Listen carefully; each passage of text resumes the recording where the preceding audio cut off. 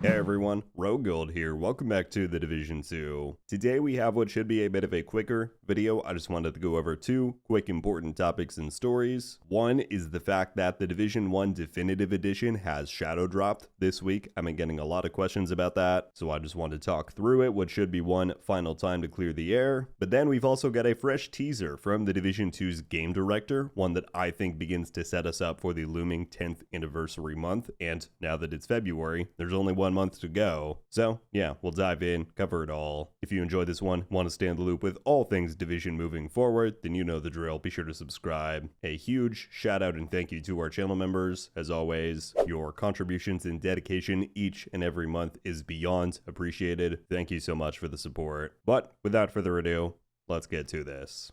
Let's start with the Division 1 Definitive Edition. I know we've been talking about this thing a lot in the past month. Hopefully this is the last time that we need to address it. I bring it up again though because in the past couple of days I have continued to see people speculating on what this is going to be, like what their hopes and wishes for it are. In case some of you didn't see, we have already gotten confirmation from the developers on exactly what this is. We covered it last week and there was a dev stream where they announced this. It is simply going to be a repackaging of existing Division 1 content. The Definitive Edition now replaces the Gold Edition on the store, and it gives you all of the content and cosmetic DLCs that were ever released for the Division 1 in one purchase. So that is what it is. The speculation and guessing can come to a close. Specifically why we are bringing it up today though is that as of this week, the Definitive Edition is officially out. We thought that we might have to wait until March to see this, but if you visit various console or PC storefronts, it's here, ready to be purchased. With the release, we now have this official chart that shows you what you get with the standard versus definitive editions. And I will say, while I think this is somewhat of a missed opportunity to not do a bit more for the Division 1's 10th anniversary, obviously stuff like new content was a pipe dream, but having some kind of incentive for veterans to return would have been awesome. Despite that, it is still nice to have one complete package for newcomers to buy moving forward. And like the Gold Edition before, I'm sure this will go on sale quite often for, what, 10 to 20 bucks? That's a steal for everything that you get. I do kind of feel bad for everyone involved in this situation. As the devs explained on that stream, this was not meant to be teased or shown at FPS Day. I've seen some questioning how a mistake like that can happen.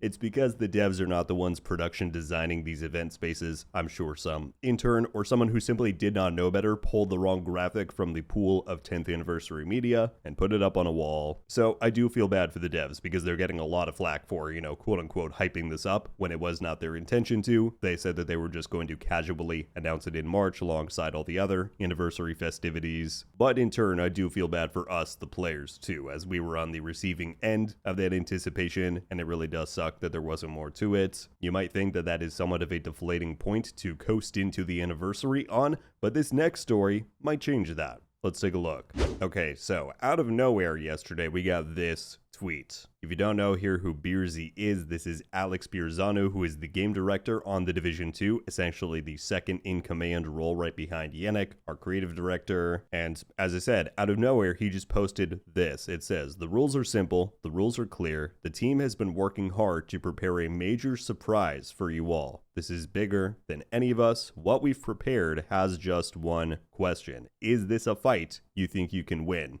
We're almost there. Hashtag The Division 2. What on earth could this be referring to? You can see my response was, don't give me hope, because this is one damn hell of a sales pitch for whatever might be coming. If you go through some of the comments down here, pretty much everybody was like, what is this going to be? And his response to almost everybody was hashtag y'all ain't ready. Y'all ain't ready. We keep going down. Somewhere it says, I'm ready, are you? It's so much more. This person said, is it another lazy retcon? The double agent trope is stale. It's so much more. More hints on what's coming up. Hint everything. I mean, this is crazy. Also, shout out to Shoot to Loot here, who replied and said, put me in that video after he got a reply. So yeah, I'm sure everybody is going to have their different take and opinion on what he may be referring to here. As of right now, there are a lot of different rumored things that are coming to the game, either in the short or long-term future, but the list of confirmed things is not that long. We of course have Survivors, but that is believed to be a lot later in 2026. The one thing that we know for sure is right around the corner is realism mode. mode. This was announced or confirmed this last month in January.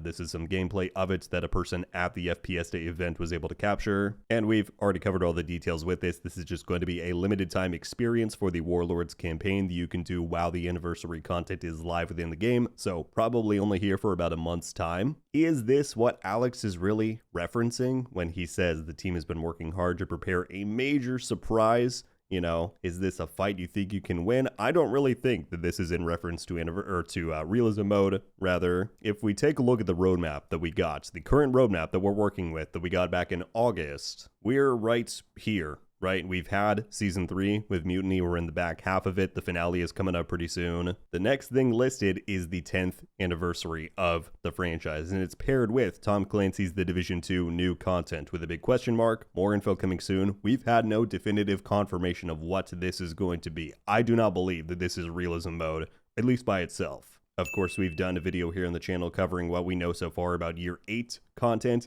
They've been talking about stuff like higher PvE, difficulty content, some big changes finally coming to PvP. Could that be what he's talking about here? Maybe. The bottom line, though, is that we have less than 1 month to go until March arrives, and I don't think we'll be waiting until March itself to start finding out some of what's coming. So, strap in, my friends. I think it's going to be quite the wild ride. So, there you have it, folks. A short and sweet video letting you know about some of the important updates from around the world of The Division. Very curious to hear y'all's thoughts on the rollout and implementation of the Definitive Edition, which is now here. And I'll be even more curious to know what you think about Alex's cryptic tweets. Between all the speculation and rumors, what do you think March truly has in store? Let me know. I'll be curious to hear it. That's all I've got for today on this one. Thank you all so much for watching. But until the next one, RogueGold. Ow. Oh! We just got a Ravenous! Haha! I might not be friendly. Let's go. Coming to the Division 2. Let's go! And